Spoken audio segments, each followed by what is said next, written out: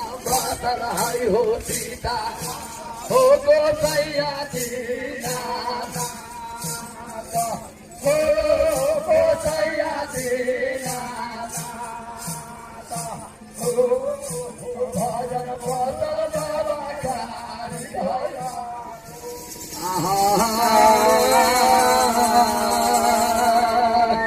की काल काय तकाओने पान जंगल हो दुलारुआ खेले गेला जिकारबा हो लाग रतिए दुलारुआ हमारी दिला को लाग रतिए दुलारुआ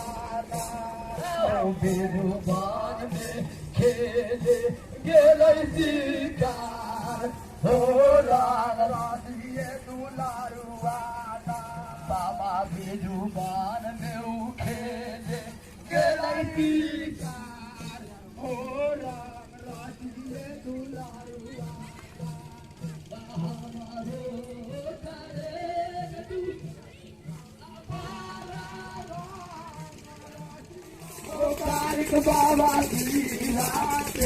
दुरावा हो बाबा बड़ी जुलूम कर दिलू हो बाबा। कहाँ घर हो कहाँ द्वार हो की पड़े छो बदन के नाम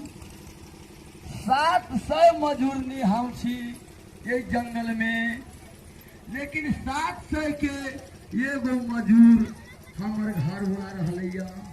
जेकरा 700 एकरा पर सिंहार कैली हम सब आ से तू मार दे हुआ तो हमरा सब के जिंदगी अब केना चल ओ किए धमनो तो याद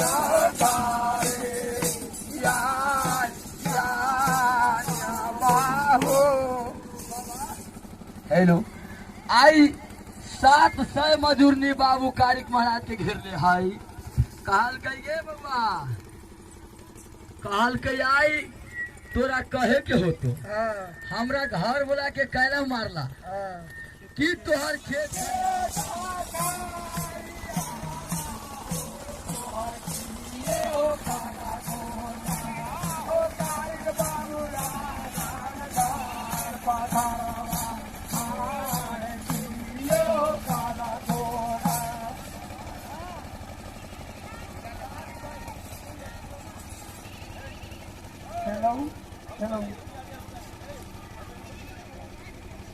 यही केकर नजर लागल हो कि कहल का हो बाबा हमरा 700 के मुस्मात बना दिलहू एगो दूगो रहे तो एगो दूगो 700 के तू सिर के सिंदूर हरण कलेला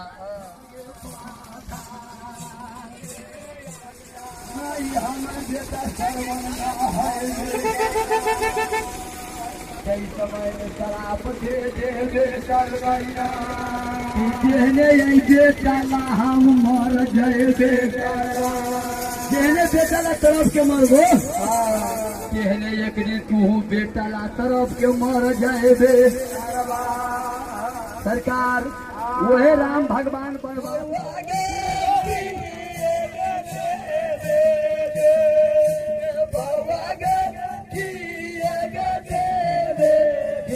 हमरा हो जा हार हार किए गे बाबा हो जा किए गे हाल की सरकार कि हम पे तोरा घर बना के जिया दे लेकिन इनाम बख्शी लेबो तो कहल कि जे मांगबा से देबो लेकिन घर बोला हमर जिए के चाहिए तब रागा जियावनी बउआ गे तोरा दे ओ बाबा तोरा हो जा हाय तोरा हो ओ बाबा तोरा हो जा हाय तोरा हो बाबा जिया देबू हमरा घर बोला के तब डाला भारी सोना देबू कहल कि ना एगो इलाम से न होता एगो इलाम बख्शी से न होता तो कहल कि बाबा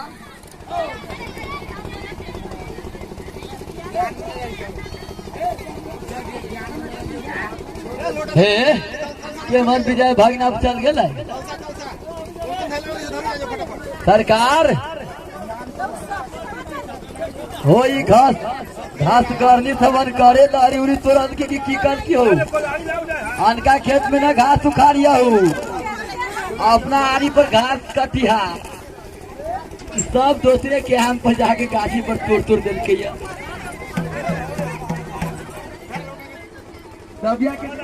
खोल में धान जो खोल में काय खोल नहीं लाई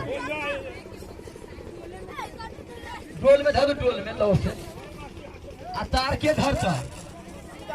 दोनों तार एक गोला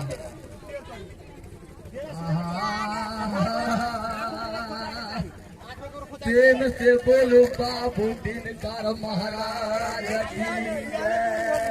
तारिक महाराज की प्रेम से बोलियो शंकर भगवान की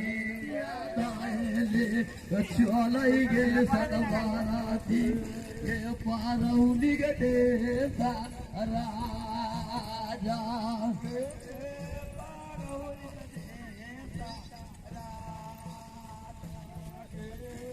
हो बतिया धैले चलै हो कारिग के देहा मारा हो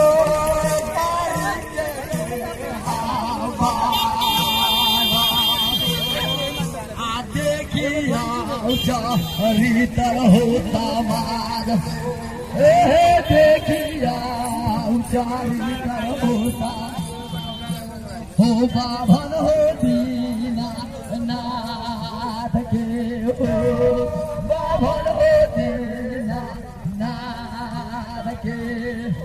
सरकार बोल दे हो ढाका हम छोड़ा देबो भैया होला आरान भवनवा हो बाबा जिंदगी भर दुख देते रह गया, जिंदगी भर दशा करते रह गया, दुश्मनों के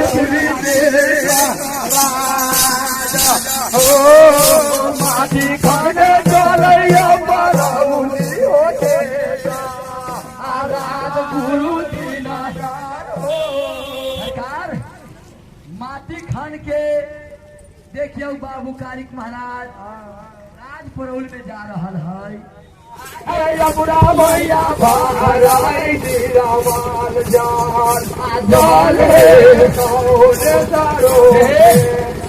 मलंगा के नाम हंसल देख ली राम बस्ती जीतले है आ नचे थका गेल बुझाइए न चलिया मलंगा के नाम न हंसैया नचते रहू जे होते से होता हाँ मर जाए तो मर वहाँ लेकिन लास्ट कहब नहीं कि हमारा भूख लगे हमारा प्यास लगे नचते रहू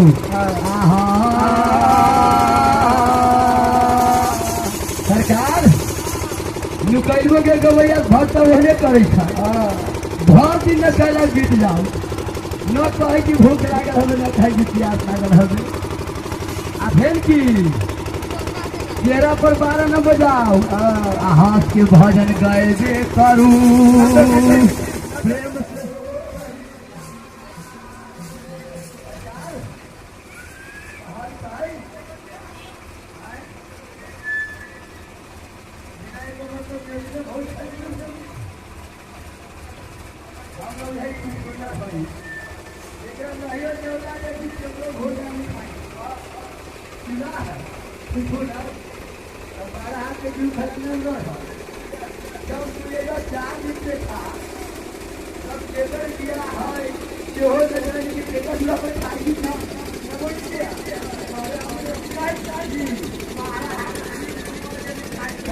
कहू बोला था